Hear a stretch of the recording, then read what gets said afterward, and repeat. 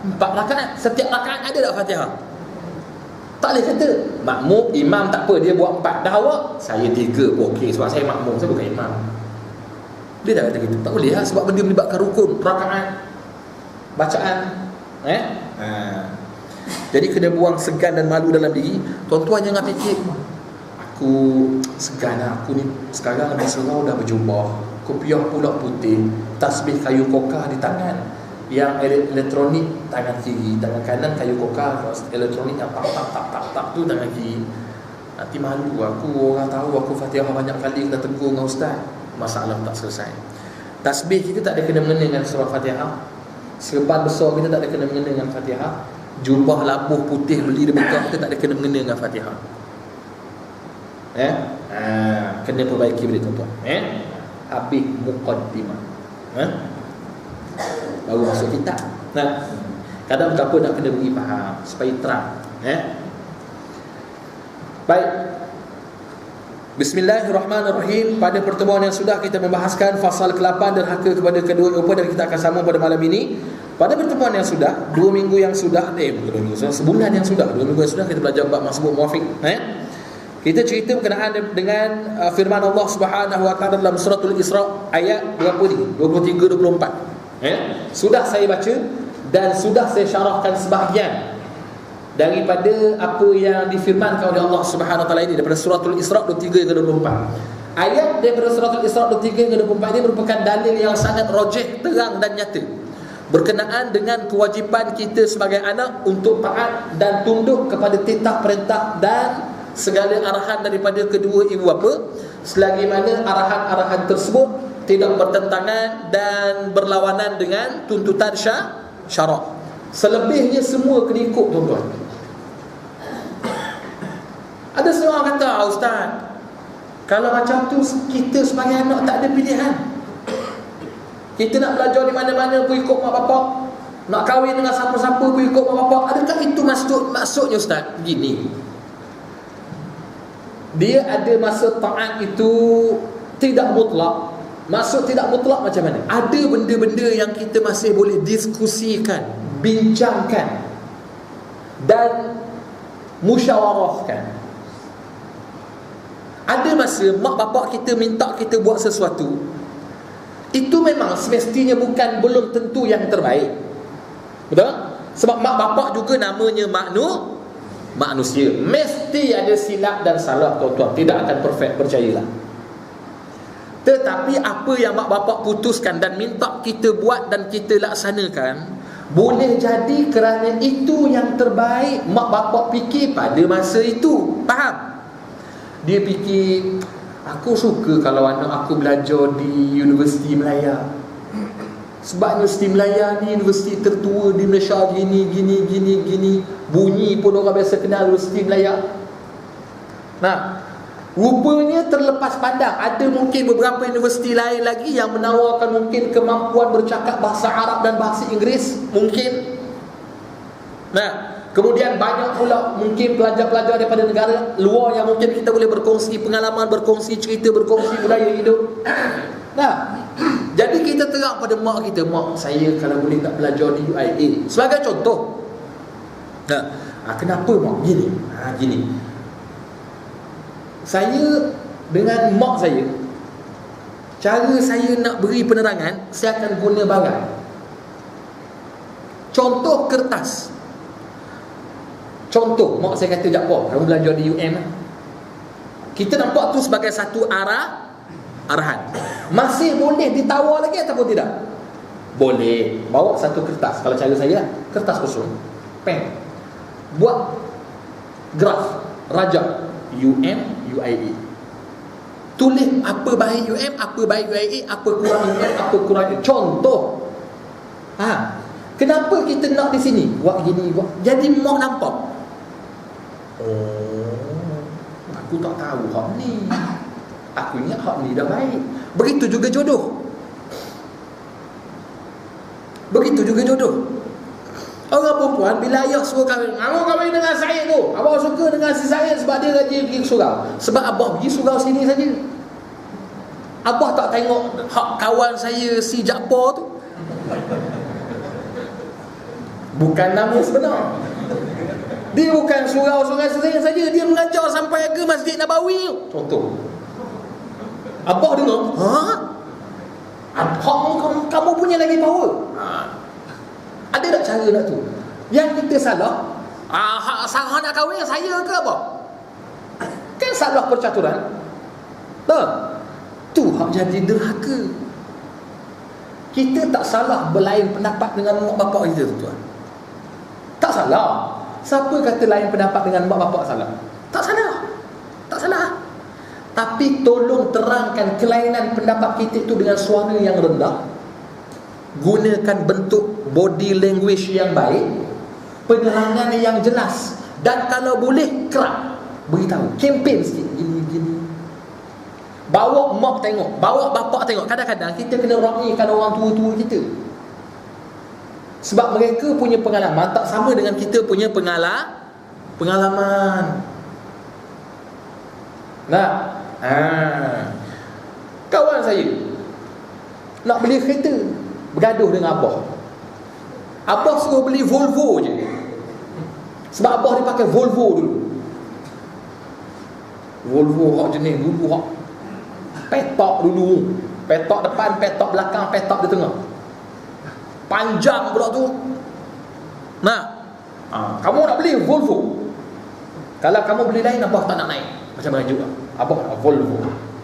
Nah, terpaksalah kawan tu pergi cari Volvo saja. Ni cerita betul. Carilah Volvo ni orang pun kena. Saya tanya, dah kamu minta kereta apa? Saya minta Altis, Ustaz, Toyota. Ceritalah baik-baik dengan abah, kenapa kamu nak Altis. Pak, market sekarang macam mana? Market dulu memang tak ada Altis. Market dulu kereta dengan sekarang berbeza. Volvo dulu dengan Volvo sekarang apa? Volvo dulu boleh buat menyelam, buat perang, buat menyelam, buat belikan segala bagai boleh. Kereta dulu buat pergi perang pun boleh. Besi dia tebal-tebal ni besi. Nah, orang dulu beli kereta bukan sibuk nak trade in. Orang sekarang kadang-kadang nak trade in kerana tengok harga nak jual balik.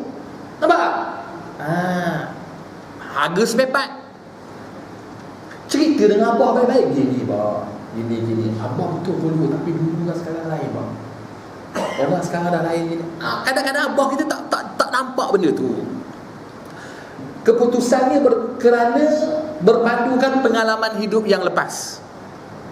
Nah, bukan dengan apa yang kita sedang jalani sekarang. Tapi biasa begitu tuan-tuan. Mak bapak yang mungkin duduk tidak di bandar macam tuan-tuan duduk di bandar, saya tak nafi fikiran lebih terbuka. Tapi yang lebih orang kata tradisional, duduk di kampung-kampung nelayan, sedikit pedalaman, nah, yang masih mungkin internetnya tu pakai dialing, tong-teng, ataupun tak ada langsung, atau mungkin lebih tradisional. Saya tak berani kata konservatif lah, nampak macam ceruk no. Agak tradisional.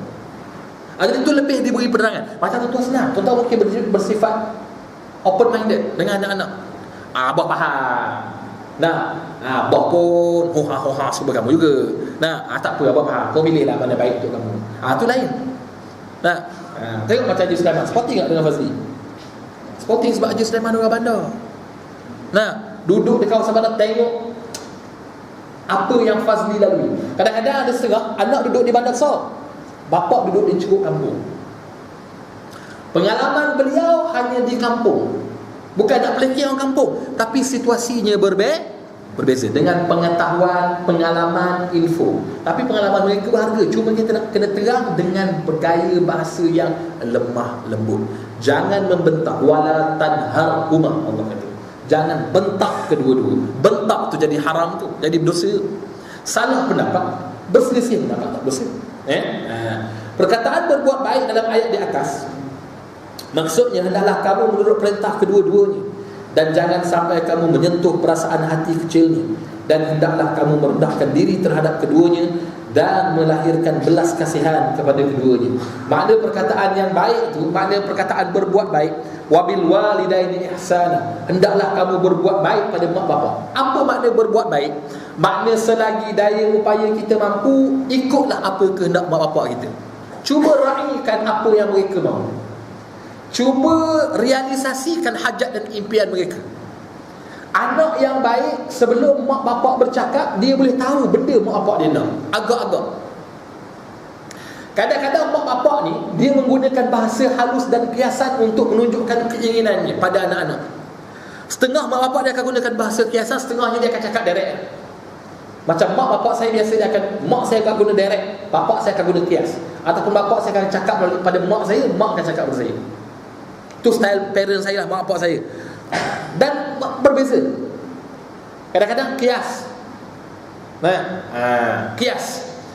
Contoh, dia tengok TV Al-Hijrah, azan, nampak gambar Masjidil Haram. Allah seronoknya kau dapat pergi ke sana. Lagi sekali, mak pergilah dulu zaman kapal larang batu dulu. Contoh. Maknanya dia nak pergi tu.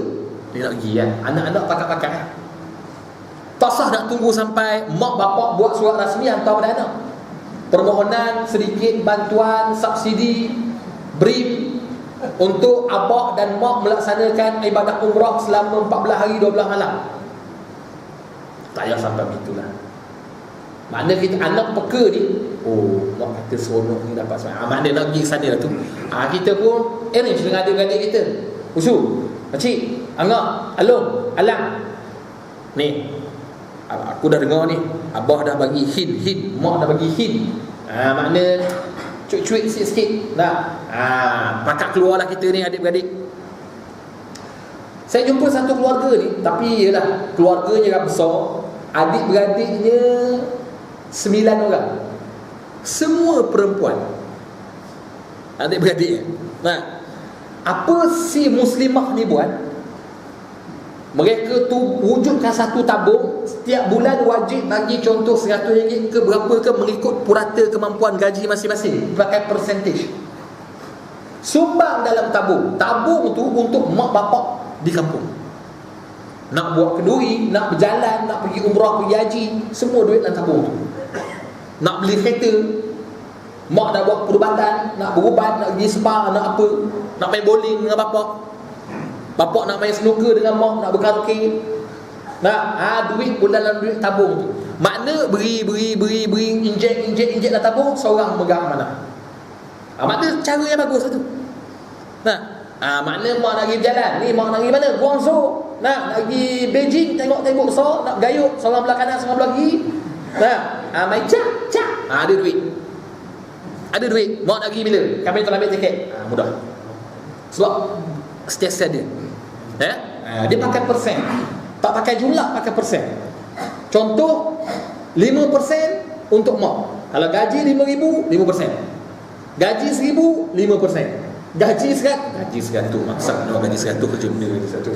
Gaji 3,000, 5%. Makna jumlah berbeza tapi komitmennya sama. Ada tak? Dia tak kira gaji. Kalau okey semua 200, hak 1,000 lain 200. Orang kaya macam saya. Amin. Dah bagi 200. Saya beri gitu je. Tak apa nak tengok. Tapi hak gaji 1,200. Allahu Rabbi. Tak topak lah aku bulan ni. Maka persen 5% beri pada mak setiap bulan. Maka naik gaji, maka naik juga dia punya persen. Adil. Dan benda ni kena pakat baik-baik adik-beradik untuk menyenangkan hati mak bapak kita. Tuan-tuan, berapa lama mak bapak kita boleh berbakti pada mak bapak kita? Tidak lama. Dan mak bapak kita tidak pernah minta banyak, tuan-tuan. Saya jarang berjumpa mak bapak yang makannya banyak. Jarang. Umur 60 tapi bertambah sampai 6 pinggan. Melainkan mak bapaknya tu, bapaknya hantu raya, maknya langsui, bangsa hantu. Boleh jadi. Orang tua makannya tak banyak. Tidur tak perlu aircon. Tak wajib aircon, bukan macam kita orang muda. Remote aircon kena ada di tangan. Berjalannya pun tak kuat mana. Tahu tadi? Ke haji kuat berjalan ke? Tak berapa kuat dah. Nak berjalan ke mana? Melainkan kalau anak-anak sudi bawa. Kau nak berjalan sendiri, nak berjalan ke mana? Nak turun naik kapal terbang. Walaupun naik kapal terbang penat juga kau. lutut sakit, geris dah kering, mata tak apa nampak, nak tengok arrival ke departure ke. Pendek kata, dia nak anak-anak dia menyenangkan hatinya saja. Kadang-kadang tuan-tuan, saya perasan pakcik ni dia ada 7 orang anak, laki-laki dan perempuan, tapi dia selalu pergi rumah anak nombor 2. Ada tak situasi begitu kadang-kadang sebagai contoh? Walau rumah anak nombor 2 tu di mana? Pasir Budak. Nombor 1 Gombak saja. Nombor 3 Selayang Pandang. Duduk di Selayang. Nombor 4 Sungai Sering, sekampung dengan bapak. Tapi nak juga dia suka ke Pasir Budak. Jauh tu, naik bas 4 jam. Nah, bila saya tanya pakcik tu, kadang saya tengok anak pakcik dia datang surau, dia tak dah lazim lah. Kadang 2 sebulan sekali nampak dia, 2 bulan sekali nampak dia. Pakcik datang sini, ada anak sini ya? Saya ada anak tu kan, bukan qaryah tempatan lah. Ada, anak saya duduk sini ustaz. Pakcik ada berapa anak? Saya pakcik 7. Saya pakcik rajin bulan nampak sini. Bukan kita menghalau dia, bukan tak suka, saja nak mengorek rahsia. Saya suka datang rumah anak saya nombor 2 saya. Anak pakcik mana satu? Ada datang surau gini-gini. Saya fikir anak dia duduk setaman dengan aku. Aku rumah 3 bilik, mana anak dia pun 3 bilik. Rumah standard dengan kita, satu fasa, satu face dengan kita. Tentu ada sebab kenapa mak bapak dia suka duduk rumah anak dia yang agak sempit untuk disumbat ramai-ramai tu, dengan rumah satu lagi yang mewah sikit, yang 2 tingkat, ada basement, ada kolam renang. Tapi dia suka juga anak nombor 2 tu. Macam-macam lah alasan dia cuba beri. Surau dekat lah, gini. Saya nak tanya, sebenarnya pakcik lebih sayang, lebih mungkin sebab budi bahasa. Anak dan isteri menantu dia tu budi bahasanya sama mulia, sama tinggi. Kadang-kadang dia bukan tak sayang anak dia, risau nak menjaga hati menantu pula yang jadi tak berapa sedap. Anak kita baik bila jaga kita. Abang nak jalan, abang nak pergi mana abang? Abang nak tengok panda 2 ekor kat zoo, saya bawa. Abang nak pergi mana? Abang nak pergi aquaria, anak bawa pula ke. Kadang-kadang menantu pula, bini anak tu muka macam muka tenuk tak lepas beranak, muka cencurut. Muncung ni boleh sangkut baju 4 helai. Tu 2, 3, 4. Nantu jadi tuan-tuan setuju tak dengan statement saya? Tuan-tuan yang ada menantu khususnya, tuan-tuan mudah perasan kalau menantu menunjukkan rasa kurang senang. Tuan-tuan setuju? Setuju tak? Apa sebab? Jawapannya senang je tuan-tuan. Ni kajian saya, bukan saya tak ada menantu lagi. Saya rajin mengending. Tahu mengending? Saya rajin bertanya pada orang-orang lama. Sebab anak kok mana bahasa sikit-sikit pun mak bapak boleh faham. Dia anak aku, dia darah daging aku. Kok mana pun dia bin dengan bin aku, isap susu pada titik aku, faham. Aku tahu kamu daripada kecil, tapi menantu dia datang ke mu. Setuju? Bila tu sebab tu ada masa perkara tu berlaku. Sebab tu contoh saya pesan pada isteri saya, darling, saya panggil dia darling. Dia panggil bini you apa? Link je tak? Darling. Muntah je. Abang tu tak apa sih. Abang cuba membahagiakan kedua-dua keluarga. Fahamkan abang anak seorang, tunggal bukan tunggul, tanggungjawab berat.